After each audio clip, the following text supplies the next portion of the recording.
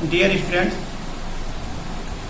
जैसा कि पिछले वीडियो में आपको द सम ऑफ लाइफ के 2 स्टैंजा पढ़ाए गए थे, यानी जीवन का भजन।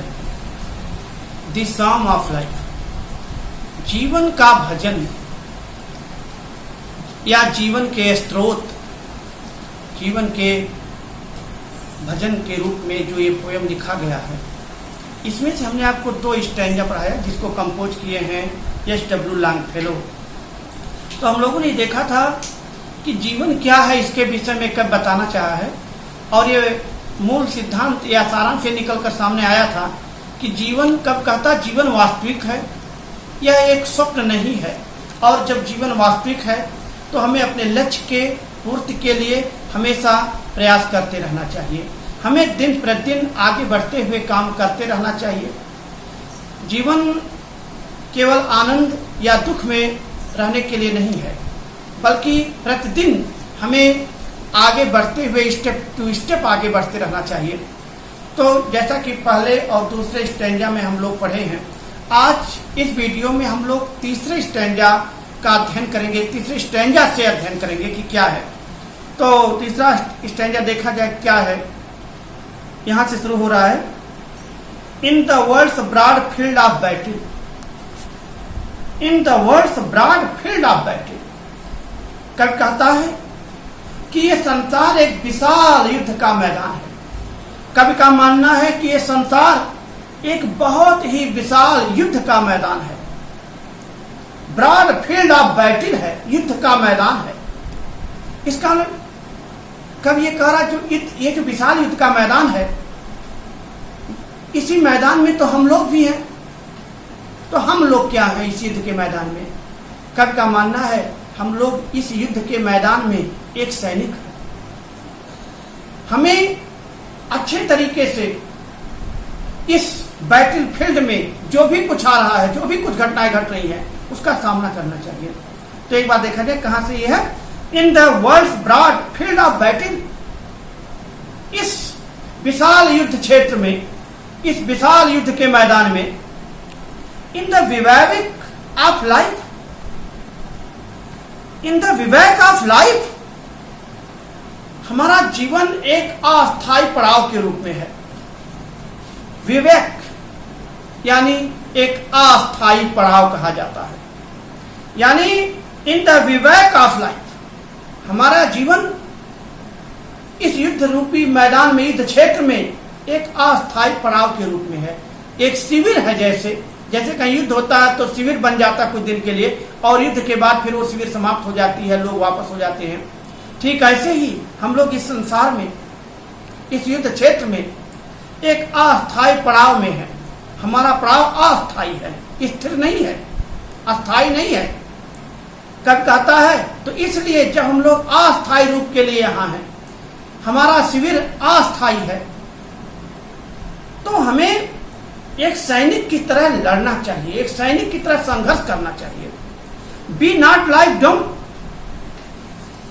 हमें केवल गूंगे की तरह, एंड ड्रिवन कैटल, और असहाय पशु की तरह, जैसे बधी हुई भेड़ बकरियां हों, उनकी तरह जीवन नहीं व्यतीत करना चाहिए। Be not like dumb driven cattle, हमें उन गूंगे असहाय जानवरों की तरह, पशुओं की तरह, भेड़ बकरियों की तरह जीवन नहीं व्यतीत करना चाहिए। Be a hero in the strife, बल्कि हमें इस संघर्ष क्षेत्र में एक नायक की तरह, एक योद्धा की तरह भूमिका निभाना चाहिए। हमें एक वीर योद्धा की तरह इस जीवन रूपी संघर्ष में, जीवन रूपी जो हमारा ये विशाल युद्ध क्षेत्र है, इसमें एक विशाल योद्धा की तरह हमें अपने जीवन में अपने कर्तव्य का पालन करना चाहिए। तो कर्तव्य का पालन क्या है? यहाँ पर कर्तव्य का पालन माने दुख और सुख जो भी कुछ आता है, उन कठिनाइयों का, उन समस्याओं का साहस पूर्वक सामना करना चाहिए। तो एक बार पुनः इसको देखा जाए, in the world's broad field of battle, इस संसार एक विशाल युद्ध क्षेत्र है। In the bivouac of life, हम लोगों का जीवन एक अस्थायी पड़ाव की तरह है। Be not like dumb driven cattle, हमें गूंगे और असहाय पशुओं की तरह यहाँ जीवन नहीं व्यतीत करना चाहिए। Be a hero in the strife, बल्कि इस जीवन रूपी संघर्ष में एक हीरो की तरह, एक नायक की तरह संघर्ष करना चाहिए। अपने लक्ष्य की प्राप्ति के लिए कठिनाइयों और समस्याओं का सामना करते हुए हमें आगे बढ़ना चाहिए। और इस प्रकार अब हम लोग ये देखेंगे कि जो आखिरी स्टैंजा है, चौथा स्टैंजा है, उसमें क्या लिखा गया है। Let us then be up and doing with a heart of any faith, still achieving, still pursuing, learn to labor and to wait।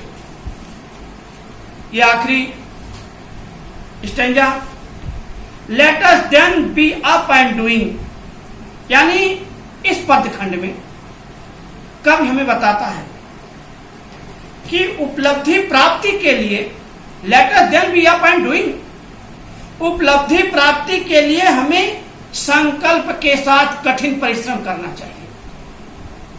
उपलब्धि प्राप्ति के लिए संकल्प के साथ कठिन परिश्रम करना चाहिए। With A heart of any faith, हमें हमारे भाग्य या भाग्य में आने वाली या जीवन में आने वाली जो भी कठिनाइयां हैं उसका साहसपूर्वक सामना करना चाहिए। भाग्य कुछ भी हो, कठिनाई कुछ भी आवे हमारे भाग्य के द्वारा, हमारे जीवन में किसी प्रकार की कठिनाई आवे, लेकिन हमें आगे बढ़ते हुए जीवन के कठिनाइयों को दूर करते हुए हमेशा लक्ष्य की प्राप्ति के लिए आगे बढ़ना चाहिए। स्टिल अचीविंग, स्टिल परस्यूइंग, हमेशा लक्ष्य का पीछा करना चाहिए।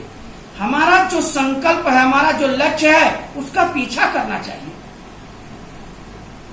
प्रतिफल, लेखक कहता है learn to labour and to wait, लक्ष्य प्राप्ति के लिए परिश्रम करना सीखना चाहिए और परिश्रम के द्वारा हमें लक्ष्य प्राप्ति के लिए कर्म करना चाहिए। एंड टू वेट, और उस लक्ष्य के प्राप्ति तक हमें इंतजार करना चाहिए। जब तक हमें अपने लक्ष्य की प्राप्ति नहीं होती है, हमें इंतजार करना सीखना चाहिए। तो एक बार पुनः इसे देख लिया जाए। Let us then be up and doing, इस प्रकार हमें लक्ष्य की प्राप्ति के लिए, उपलब्धि की प्राप्ति के लिए हमेशा एक संकल्प मन से, एक संकल्प इच्छा शक्ति से कठिन परिश्रम करना चाहिए। With A heart of any faith, यानी हमारे भाग्य में, हमारे रास्ते में कठिनाइयां कितनी भी हों, लेकिन फिर भी हमें अपने लक्ष्य से विचलित नहीं होना चाहिए। स्टिल अचीविंग, स्टिल परस्यूइंग, हमेशा लक्ष्य प्राप्ति के लिए हमें उस पर, अपने कर्म पर लगे रहना चाहिए। लेबर, परिश्रम करना चाहिए। लर्न टू लेबर, परिश्रम करना सीखना चाहिए। एंड टू वेट, और उसका इंतजार करना चाहिए कि जब तक लक्ष्य की प्राप्ति नहीं हो जाती है तब तक हम कर्म करते हुए लक्ष्य की प्राप्ति के लिए इंतजार करेंगे। यानी कभी आपको थकना और रुकना नहीं चाहिए। निश्चित ही अगर कर्म सही दिशा में है तो लक्ष्य की प्राप्ति उचित तरीके से होगी, निश्चित उचित लक्ष्य प्राप्त होगा। जीवन में ऐसी उपलब्धि प्राप्ति के लिए हमें परिश्रम करते हुए इंतजार करना चाहिए, उसे सीखना चाहिए इंतजार करना। और इस प्रकार इस स्टैंजा में या इस पोएम में कवि के द्वारा ये सब बातें रखी गई हैं, बताई गई हैं कि जीवन क्या है, जीवन के लक्ष्य क्या होने चाहिए, जीवन में हमारा कर्म क्या होना चाहिए। जीवन यहाँ इस युद्ध क्षेत्र में किस लिए भेजा गया है, इसका मुख्य उद्देश्य क्या होना चाहिए।